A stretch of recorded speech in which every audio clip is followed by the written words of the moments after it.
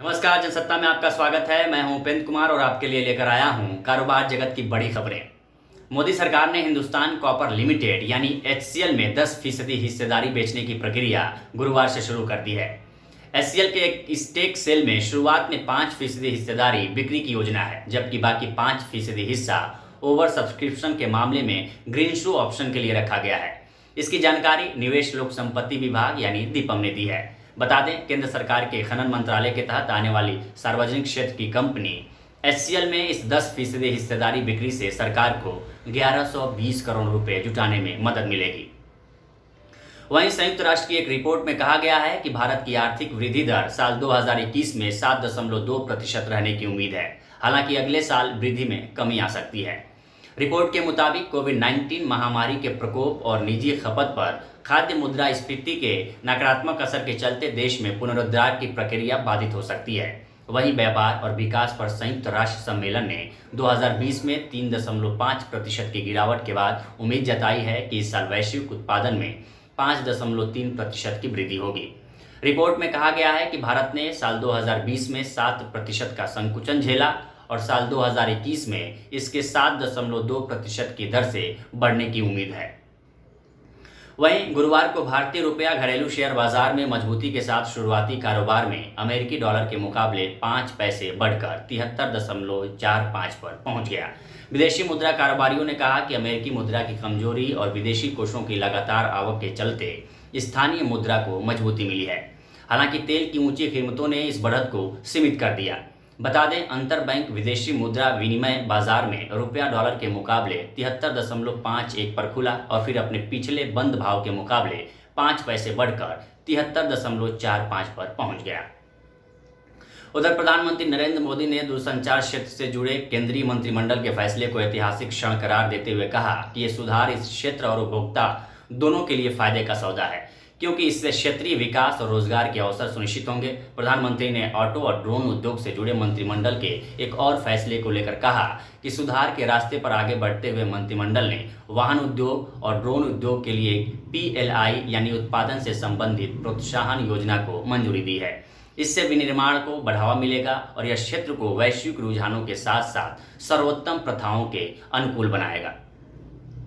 बता दें, केंद्रीय मंत्रिमंडल ने बुधवार को संकटग्रस्त दूरसंचार क्षेत्र के लिए बड़े सुधार पैकेज को मंजूरी दी। इस पैकेज में सांविधिक बकाये के भुगतान से 4 साल की मोहलत, दुर्लभ रेडियो तरंगों को साझा करने की मंजूरी, सकल समायोजित राजस्व की परिभाषा में बदलाव और स्वतः मंजूर मार्ग से 100% प्रत्यक्ष विदेशी निवेश की मंजूरी शामिल है।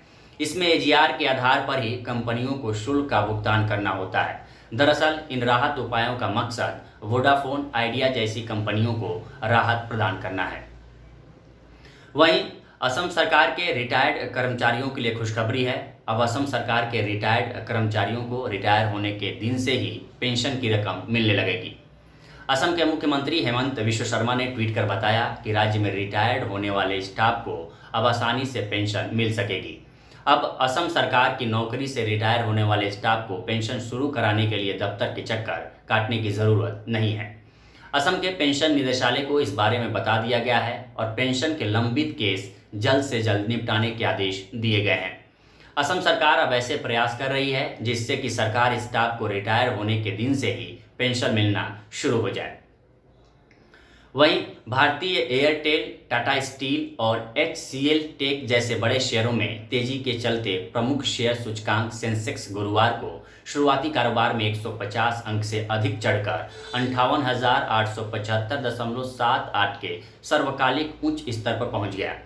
इसी तरह व्यापक एनएसई निफ्टी भी शुरुआती सत्र में 50 अंक से अधिक बढ़कर नए शिखर पर पहुंच गया। वहीं अन्य एशियाई बाजारों में टोक्यो, शंघाई, सोल और हांगकांग दोपहर के कारोबार के दौरान लाल निशान में थे। उधर भारतीय विमानन कंपनी एयर इंडिया के विनिवेश के लिए सरकार को वित्तीय बोलियां मिली हैं। इसकी जानकारी सरकार की तरफ से दी गई है। बोली लगाने वालों में टाटा सन्स का भी नाम शामिल है। दूसरी ओर स्पाइस जेट की तरफ से भी बोली लगाई गई है। इसका प्रोसेस जनवरी से शुरू होना था, लेकिन कोरोना महामारी के कारण देरी हुई। वहीं टाटा सन्स के प्रवक्ता की ओर से दी गई जानकारी के अनुसार कंपनी ने एयरलाइन के लिए बोली सौंपी है। जानकारी के अनुसार टाटा ग्रुप के पास एयर इंडिया की जिम्मेदारी आ सकती है। इसके लिए ग्रुप की ओर से अपनी कोर टीम को लगाया गया है। बता दें, पहले किसी समय में इस कंपनी का नाम टाटा एयरलाइंस हुआ करता था, जिसका मालिकाना हक टाटा के पास ही हुआ करता था। वहीं भारतीय बाजार में गुरुवार को भी पेट्रोल डीजल की कीमतों में कोई बदलाव देखने को नहीं मिला। नई कीमतों के मुताबिक लगातार 11वें दिन पेट्रोल और डीजल के दाम स्थिर देखे गए।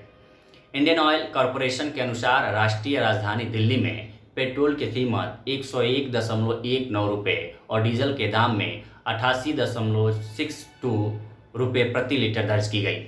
बता दें, इससे पहले सितंबर महीने में पेट्रोल और डीजल की कीमतों में 2 बार बदलाव देखने को मिला था। सरकारी तेल कंपनियों ने 1 सितंबर और 5 सितंबर को पेट्रोल और डीजल की कीमतों में 15-15 पैसे प्रति लीटर की कटौती की थी। उधर सेबी ने पूनावाला फिनकॉर्प के प्रबंध निदेशक अभय बुटाडा और 7 अन्य इकाइयों पर प्रतिभूति बाजार में कारोबार पर रोक लगा दी है। इन इकाइयों पर यह रोक कंपनी के शेयरों में भेदिया कारोबार के लिए लगाई गई है। इसके अलावा नियामक की ओर से जारी अंतरिम आदेश में 13 करोड़ रुपए की गलत तरीके से की गई कमाई को जब्त करने का भी निर्देश दिया गया है। बता दें, फरवरी 2021 में नियामक की प्रणाली में कंपनी के शेयरों को लेकर भेदिया कारोबार संबंधी अलर्ट मिला था।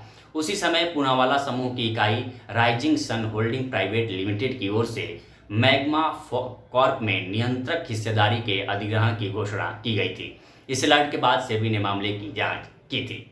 अभी के लिए फिलहाल इतना ही। बाकी देश दुनिया की तमाम खबरों के लिए बने रहिए जनसत्ता के साथ।